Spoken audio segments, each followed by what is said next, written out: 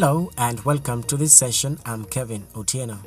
It's been a minute, but I'm glad to be back. And of course, we start today's session, of course, today being the 19th of June 2023.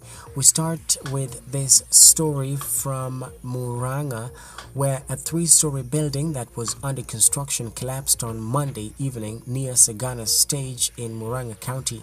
3 people have been rescued from the rubble, with several other construction workers believed to be trapped in the ill-fated building.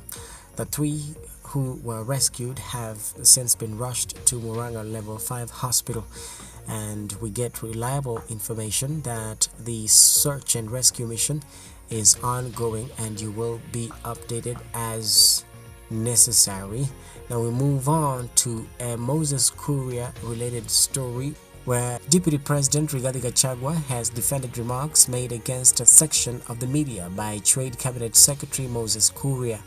Kuria on Sunday attacked the Nation Media Group NMG, accusing the media house of being an opposition party before making a roadside declaration directing government agencies to stop advertising with the media house, failure to which they would be sacked. And speaking on Monday in Mombasa, the Deputy President appeared to echo Kuria's remarks, stating that the media have become quote-unquote rogue and part of the opposition brigade, which he claimed is trying to bring the government down. Gachagua, however, denounced Kuria's call of withdrawing government advertising from the Nation Media Group. Even the clergy are not immune from Britain's cost of living crisis, which has now forced Church of England vicars to make a formal pay claim for the first time in their nearly 500-year history. The trade union Unite, which represents more than 2,000 clergy and lay officers in the Church of England, said on Monday that it has demanded a 9.5% increase in the stipend that clergy receive, to be paid from April 2024. And someone here, that is Unite Secretary General Sharon Graham, is quoted here as saying that the Church of England has billions in the bank and can fully afford to pay its clergy the modest increase in their stipend they are seeking. Of course, she said, pointing out, or rather referring to the £10.3 billion, equivalent to $13.2 billion investment fund listed in the 2022 annual report of the Church Commissioners. A Church of England spokesperson said it was aware that its clergy were dealing with a cost of living crisis. The church last year set aside £3 million for dioceses to make grants to help clergy struggling with the rising energy bills. Hundreds of thousands of British workers have taken strike action over the past year, demanding pay rises that better reflect 40-year highs in inflation. United proposed the clergy's national minimum stipend rise to £29,340, equivalent to $37,600, and the national stipend benchmark be increased to £31,335, it said. From the UK, now let's move to Beijing, where the US and China have pledged to stabilize their tense relationship following US Secretary of State Antony Blinken's 2-day visit there, of course in Beijing. Mr. Blinken met China's President Xi Jinping for talks on Monday today, restarting high-level communications between the rival superpowers. Mr. Xi said that they made progress, while Mr. Blinken indicated that both sides were open to further talks. But the top U.S. diplomat made clear that there remained major differences. And he is quoted here as saying, "I stressed that sustained communication at senior levels is the best way to responsibly manage differences and ensure that competition does not veer into conflict," he told reporters after the 35-minute meeting in the Great Hall of the People on Tiananmen Square.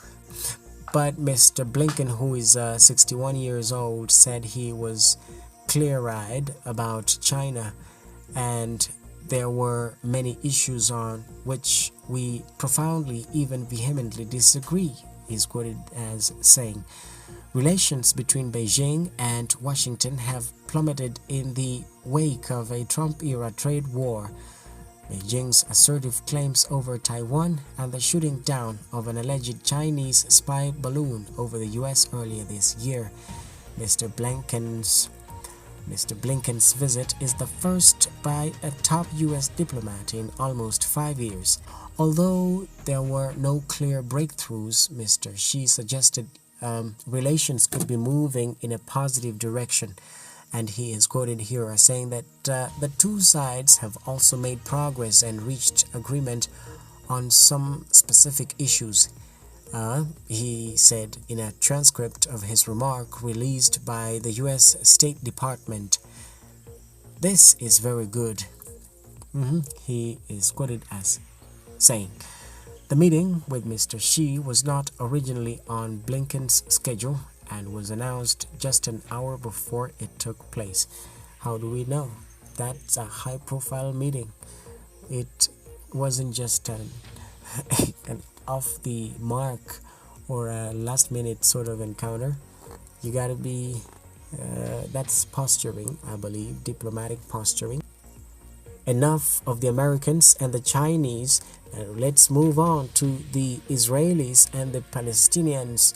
And we find that 5 Palestinians, including a 15-year-old boy, have been killed by Israeli forces during a raid into Jenin refugee camp, Palestinian health officials say. An Israeli helicopter fired missiles after Palestinian militants targeted troop carriers with explosives. It marks a sharp escalation of fighting as frequent raids in the city in the occupied West Bank continue. The Israeli army said it had to mount a quote-unquote logistical operation under fire to remove several stranded vehicles. 7 Israeli soldiers and border police officers were wounded, 3 of them moderately quote-unquote, according to the army.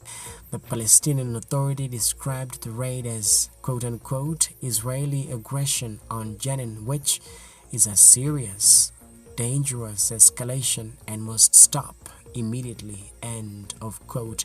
Over the past 18 months, Israel has intensified its military search, arrest and home demolition raids into Palestinian cities in the occupied West Bank amid a sharp rise in Palestinian attacks targeting Israelis, with the casualty rates on both sides reaching levels not seen in many years. Since the start of this year, at least 161 Palestinians have been killed in the West Bank and Gaza Strip, while 21 Israelis have been killed.